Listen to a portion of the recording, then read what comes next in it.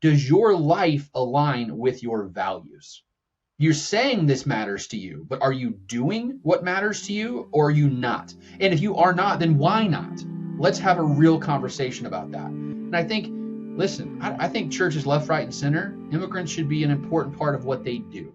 And if they're not, it's because they're not valuing what I think the gospel values, and that's a whole different theological conversation.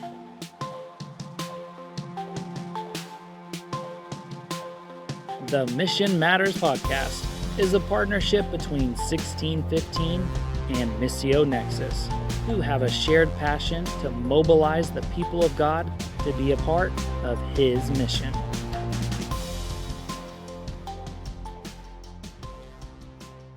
Well, hello once again to the podcast. I am Matthew Ellison, president of 1615, and of course you know I am joined by my good friend and co-host Ted Essler, who serves as the president of Missio Nexus.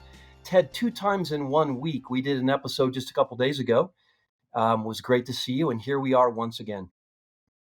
Yeah, we had a really great conversation earlier in the week. I have a feeling this one's going to be pretty rich and interesting as well. So this is fun.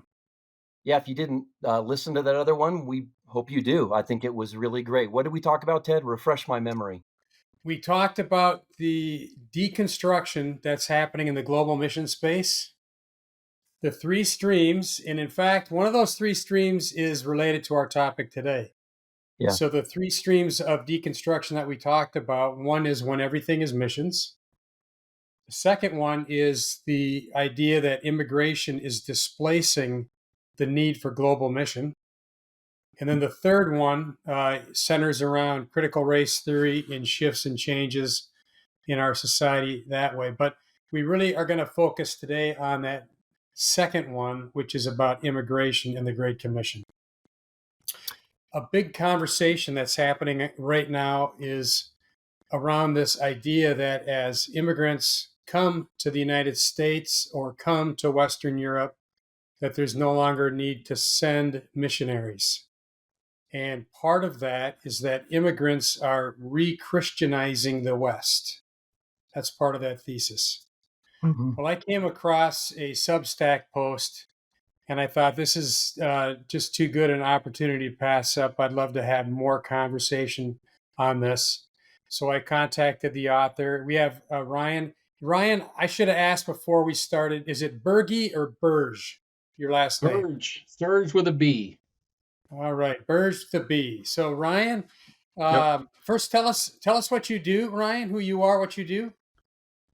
Yeah, I'm an associate professor of political science at Eastern Illinois University in Charleston, Illinois. I am the pastor of First Baptist Church of Mount Vernon, Illinois. I've been serving them for 16 years now.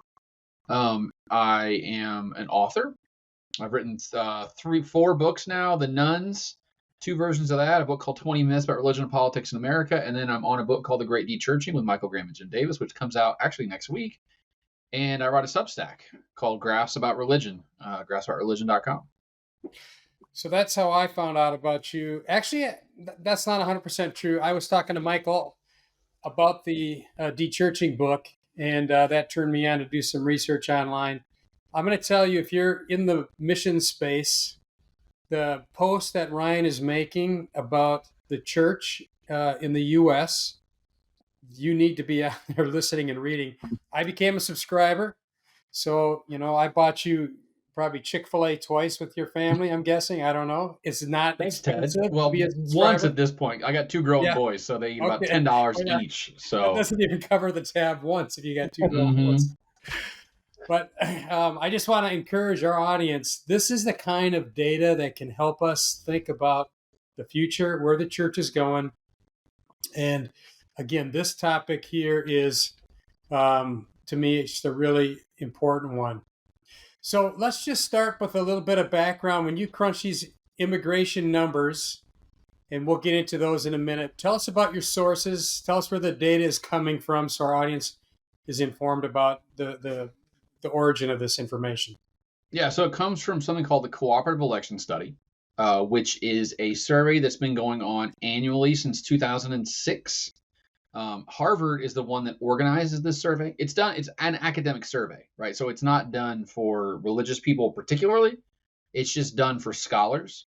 It actually has a really cool model in that anyone can add a couple questions to the cooperative election site. They just have to pay a certain amount of money. And you get to, if you do that, you add 1,000 people to the total pool of the survey. What that means is that these surveys are incredibly large. For instance, the one I looked at in the Post is the 2022. It had 61,000 respondents. So, I mean, we're talking statistical levels that you could not find 15 years ago. And I mean, every other year of the CES has 60 or 65,000 people in it. And even in the off years, like 2019, 2017, 2021, we'll have 15,000 or 20,000 people in these surveys. So we're talking a huge sample size collected in a very academically rigorous way. So people use this data and publish in peer-reviewed, academic journals. So this isn't just like I asked 7 people that I went to school with to fill out a survey. This is as good as it gets. This is the gold standard of surveys. And it just so happens that the CES ask a lot of questions about religion. And so it just opens up this entire world to folks like me to understand religion at a more fine-grained analysis than we could do 5 or 15 years ago. Now, Ryan, before I ask a question pertaining to the topic, I have to ask one about margin in your life. You have so much margin. I didn't realize your titles of all that you did. Of course, I'm trying to be humorous here, but my goodness, what do you do with all your spare time, brother? Well, what's funny is I just got back from 2 vacations, and that's very unusual for me. Like I'm a guy who I can't go on a long vacation. If I do, I start feeling miserable. Like I've got that Protestant work ethic real bad where I feel like I have to work every day and like move the ball. Like my whole mentality is like, don't have a 0 day. And a 0 day is where you don't make 1 ounce of progress on any project that you're working on. And so every day for me is a non-0 day. When I'm not vacationing, I try to move the ball up the hill on everything. And I like to be busy. I always like to say like the darkness is less visible when I'm busy. So the busier I am, the better I am. I think the happier I am, the better husband, better father. I mean, I get to work from home most of the time too. Like I've not been to the office in 3 months right now because it's summertime. So, I mean, I just think it works out work-life balance. And my kids want to go play catch, I go play catch with them. Like I can take time off to do that, but I'm going to work every day around their schedule. Well, I didn't mean to take us off topic, but it was really great to hear your background and all that you're involved in, and the perspectives that certainly gives you on this topic here. Back to the study that you're referencing here. Who is coming to the U.S., Ryan, and how evangelical are they? The answer is they're not nearly as evangelical as people think they would be. I mean, I think the perception here, and I was talking to someone about this when I wrote the piece, like, oh yeah, I think a lot of really like religious people are coming to America through immigration channels. And I'll even give you a personal anecdote about that. I'm the graduate coordinator at EIU for our political science program, and most of our applicants are non-Americans. They want to immigrate to the country. Most of our applicants actually come from 2 countries, Ghana and Nigeria in West Africa. And when you look at their names, their names are literally Apostle Paul. That's their first name. Or I saw one the other day, it was Thank God. That was their first name. Thank God. Like they have very religious, and almost every one of them who comes to America is devoutly religious. Like it's really kind of stunning, like how religious they are. So part of it was trying to figure out if that's a weird kind of like, like selection of immigrants, or if that's like the norm. And if you look at the data, that is definitely abnormal. Most people who come to this country and immigrate to this country are not that religious, are not overly religious, right? They're not like super duper evangelicals or very devout Catholics. Oftentimes what they look like is what America looks like. So as America has become more secular, these immigrants who come to America are more secular. So, the conceit of the piece was, if you think that immigration is a way to like stem the tide of secularization in America, that's not what you're going to see, at least looking at this data. So let me ask you this. I know when I first read this, by the way, I got to just stop 1 second. One of the lines in your article here is, you've had more applications from the University of Ghana than from all the universities in Illinois combined. That's correct. That is shocking. That is shocking. Oh, it's also like the immigration, you guys know this well. The immigration system in America is absolutely broken in every possible way. And one way to sort of navigate around that is get an immigration visa, education immigration visa. And so what's happened is there's a whole cottage network, which I didn't know about till like 2 years ago, of people who came to America from Ghana, Nigeria, making YouTube channels telling other people in Ghana, Nigeria, here's how I came here, here's how you should do it. So what I'm getting now is this is not an exaggeration. In the course of an academic year, I will get 150 form letters from students who want to come to our graduate program that use the exact same language, the exact same template, and just copy my name in to the, where my name would go, and Eastern Illinois into where Eastern Illinois would go. So to give you some numbers for this, in 2017, EIU processed 2,000 international student applications, 2,000. Last year, it was 11,000. Wow. We have more applicants to EIU from outside the United States than from inside the United States now. So it's completely, at the graduate level especially, it's completely changed higher education in this country. Well, I'd love to have a little more conversation about that and how that's getting financed in particular. But in any case, let me ask you this. When I first saw your headline and I looked at you were using this cooperative research project, I thought to myself, well, I bet the way the project is set up, it's selecting out evangelicals or selecting out religious people. How would you respond to that if any of our listeners were having that same thought when they first read the data? Yeah, so it's important to note a couple things. One, the question about immigration is all self-identified. Okay, so we ask you what your immigration status is, whether you are you've come here yourself and either naturalized or non-naturalized. That's two. I actually collapse those together because there's not enough of each of them by themselves to do it by themselves. But then there's that, and there's second generation or first generation would mean your parents came here, but you were born here.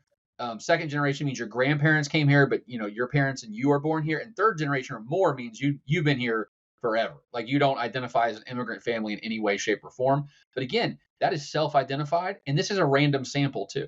Right. So like the company that does this is called YouGov. They do a lot of surveys. Their goal is to get you the most random sample of America humanly possible. And so I don't have any evidence that this sample of immigrants would look any different than a random, just a random sample of immigrants you would find, let's say, if you just walked around America and asked these kind of questions. So from that perspective, I think this data is about as good as it gets scientifically and academically to capture what immigrants are up to in America. So Ryan, when 1615, the organization I serve with, works with the church, we often have them do an environmental scan, asking the question, who has God brought to your doorstep? Are there pockets of diaspora peoples, whether they're refugees, immigrants, whatever, that God might be, opening up a door for you to engage? So I think we absolutely should lift our eyes as a church and say, what's happening in relation to immigration that we can line up with? But I know a lot of folks in the missions world see immigration as a good thing for the growth of the church. But I'm curious, how do you think this will pan out? So the issue is, the people who are immigrating to America today did not look like the immigrant composition 5 or 10 years ago. And it won't, in 5 or 10 years, it'll look completely different than it does right now.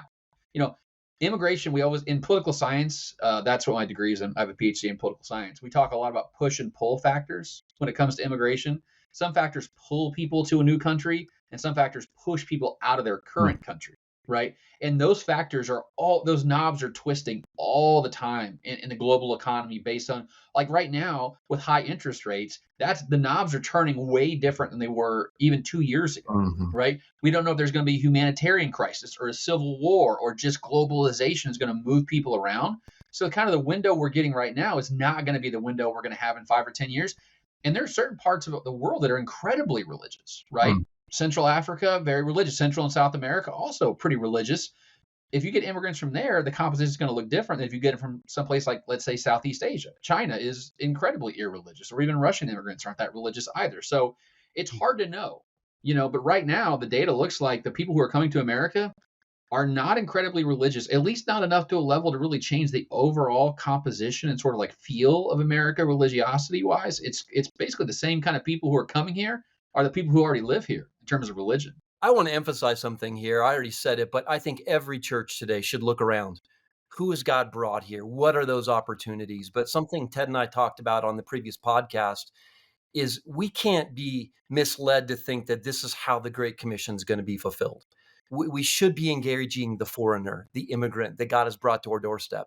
But when you look at the 3 billion people that are around the world that have no gospel access, we're not going to reach them just by reaching immigrants and refugees in our context. And so I like what you said. We don't know how it's going to pan out, but this doesn't replace the need to go to the ends of the earth either, though we should be engaging here. Let me ask you about the makeup of those coming, Ryan. You talk about the fact, so I know you've done a lot of research on the nuns. There's nuns in the immigrant stream. That's not what I anticipated. Mm-hmm.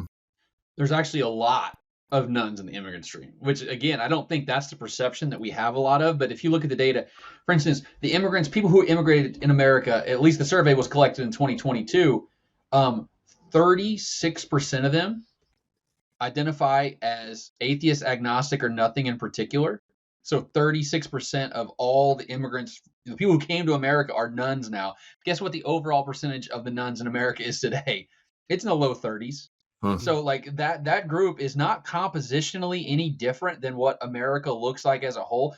Actually, I think they're probably a little more nun because they're probably younger. Immigrants tend to be a younger kind of strata. You don't see a lot of 60, 70-year-olds immigrating to America. It's 20, 30, 40-year-olds. And we know that younger people tend to be less, more likely to be nuns than older people right now. So that's kind of the pool you're dipping in, is younger people. And we got to think about the places they're coming from, right? A lot of them are coming from Western Europe and Eastern Europe, but also we're getting some from places like India. And there's a lot more nuns in India today than there were 10 or 15 years ago. I've had several come through my program. And when we talk about religion, they would say like, well, I'm Hindu, but only sort of culturally.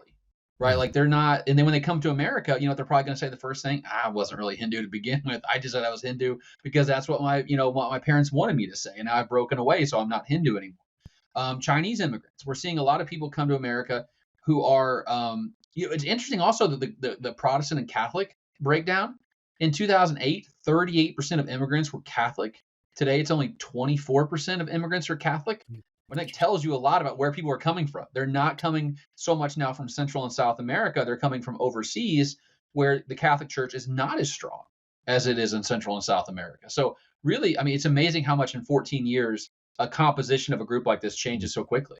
So one of the narratives you also hear, especially in the U.S. news stream, is, hey, everybody's coming over here is Muslim. We're going to be Muslim in 15 years. There's going to be Muslim majorities. What do you see in the numbers regarding Muslims, Hindus, of these, other religious groups? So I'm actually thinking about this a lot right now because I'm writing a textbook for Oxford called The American Religious Landscape, Facts, Trends, in the Future. And it's just 15 chapters. And there's a chapter just on Muslims in America, what they look like, where they are, how many there are. The answer is there's probably between 3 and 4 million Muslims in America total, which means it's probably around 1% of the American population is Muslim. What's really interesting is they're not that concentrated anywhere. Like even when we talk about like Dearborn, Michigan, which is like the Muslim capital of America, is what a lot of people say. That's in Wayne County, which is where Detroit is. Less than 20% of Detroit is Muslim.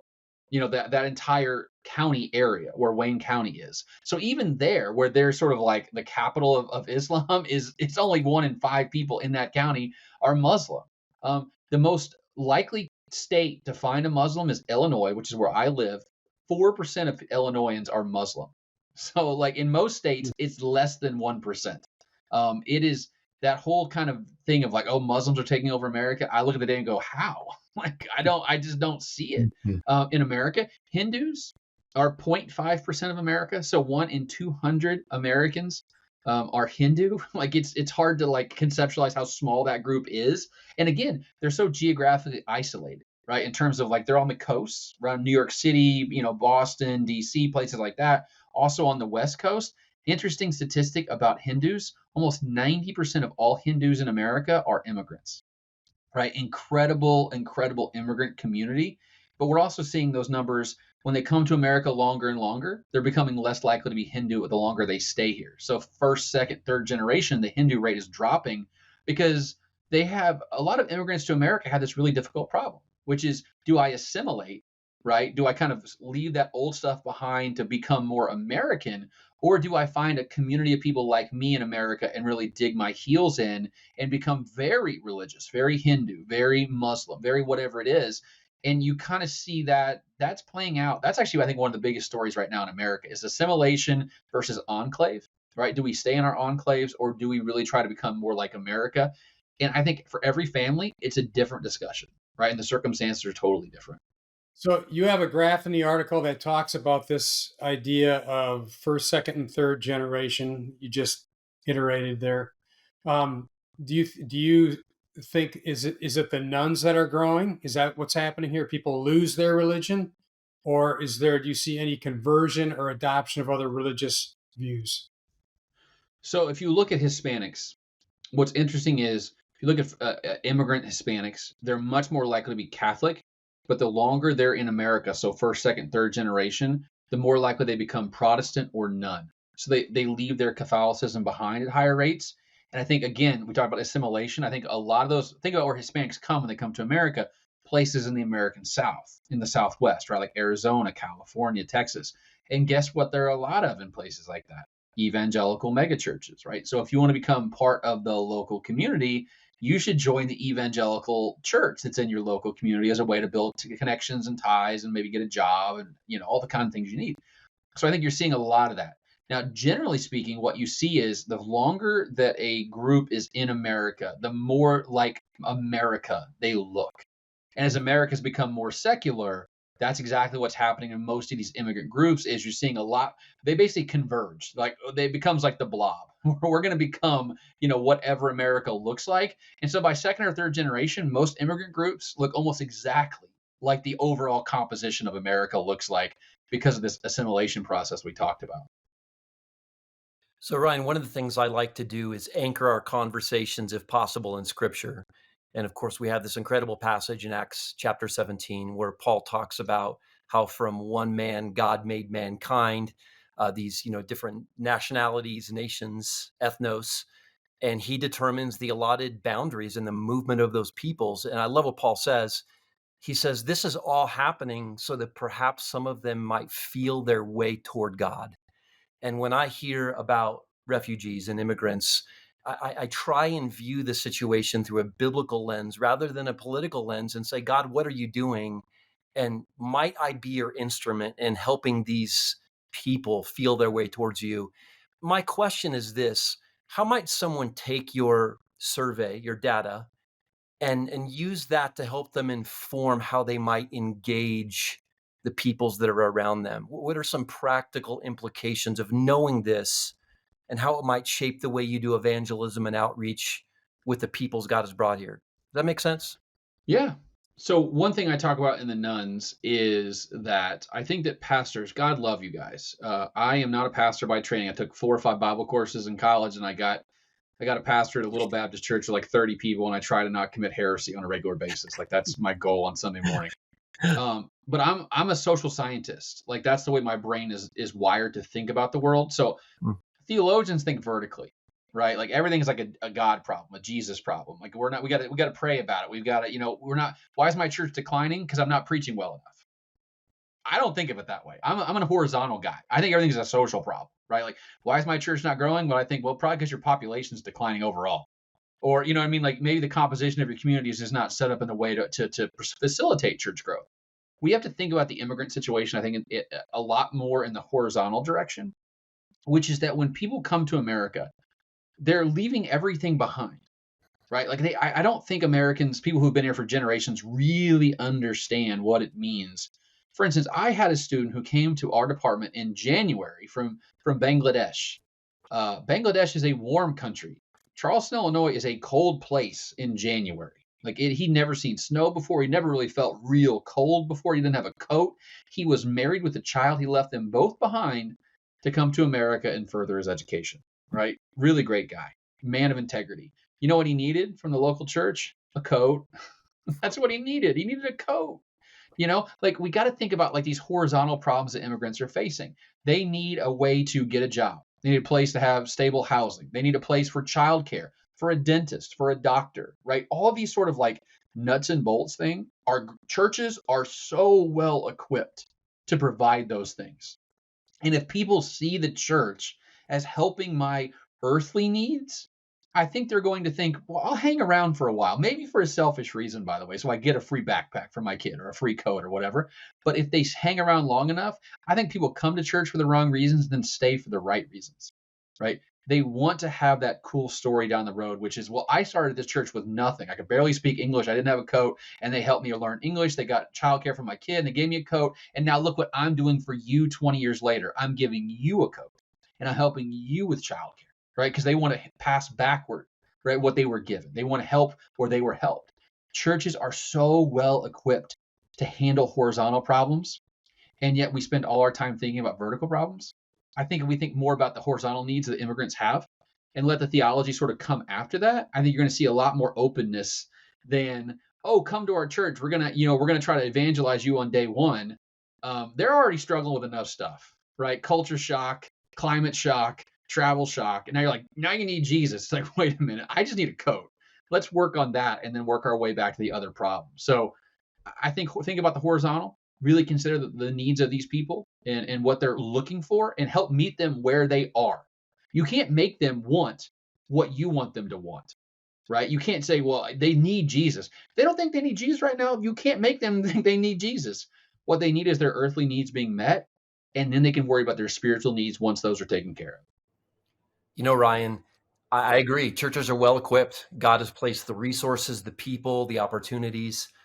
But the one commodity that we have a hard time giving away is our time. And what you just described is very time intensive. I work with churches all over the country, and they will say, the ones that are doing it well, I didn't know how much time this was going to take, because these are cultures where relationships are a high priority. It's a lot less transactional than our culture tends to be. And so I would say that if you want to have those vertical conversations, you have to invest time into these folks. And I think, honestly, like, that's the problem, is that one thing I've dealt with recently, we just had this conversation, like how much stuff I do. I've had to say no to things. It's made me think a lot about what I value, right? Like, what am I willing to say no? When people say, I don't have time for that, what they're saying is, I'm unwilling to make time for that. Say it that way. You know what I mean? If you say it that way, it becomes a lot more real to you. And if your church says, we don't have time to help immigrants, saying, we don't want to make time to help immigrants. And if that's where you are, that's fine. But at least be honest with yourself, right? Like, at least have a good long look in the mirror and say, this is what our values are. And, we constantly, I think as pastors, we have to tell people, does your life align with your values? You're saying this matters to you, but are you doing what matters to you, or are you not? And if you are not, then why not? Let's have a real conversation about that. And I think, listen, I think churches left, right, and center, immigrants should be an important part of what they do.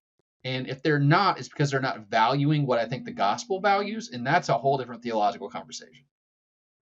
Well, amen, and preach it. I love it. I fully agree. I hope nobody listens to this and thinks we're discouraging ministry to immigrants. But I think Matthew and I would have both observed that it's not a displacement for other types of missionary work. They actually all go together really well. Well, Ryan, we usually finish these podcasts with a short little segment, something I like, and today's an easy one. Something I like is graphs about religion. So if you're interested in understanding some of these demographic changes and these data points, something I love reading about personally, I noticed the headline here is, "Are white evangelicals devoted to Fox News? Do atheists like MSNBC?" I hope that whets your appetite. Just go to www.graphsaboutreligion.com, and I encourage you to become a subscriber and educate yourself about what's happening with all of these immigration numbers. Ryan, it was fantastic having you on the podcast. Thanks a lot. Thanks a lot, guys. And also, I do one post free, one post paid every week. So you can get some content for free, but I try to do the real kind of wonky, heavy hitting stuff behind the paywall. And I think a lot of your audience is more in that kind of strand of thinking about this kind of stuff. So it's $5 a month, $50 a year. If you're a minister, you can email me and I'll give you a discount code that gives you a year for $40, because I love ministers, and also educators get one too. So if you want a discount, let me know and I'm more than happy to help. Ryan, you're right. We're a wonky bunch. You're absolutely correct. So, hey, thank you for making time for us, for carving out time to have this conversation. It's been an absolute pleasure, guys. Really appreciate it. Before you go, be sure to like, share, and subscribe so you don't miss the next episode. The Mission Matters podcast is a partnership of 1615 and Missio Nexus. Check out 1615.org and missionexus.org for more resources on the mission of God and the matters of the mission. The Mission Matters podcast is hosted by Matthew Ellison, president of 1615, and Ted Esler, president of Missio Nexus.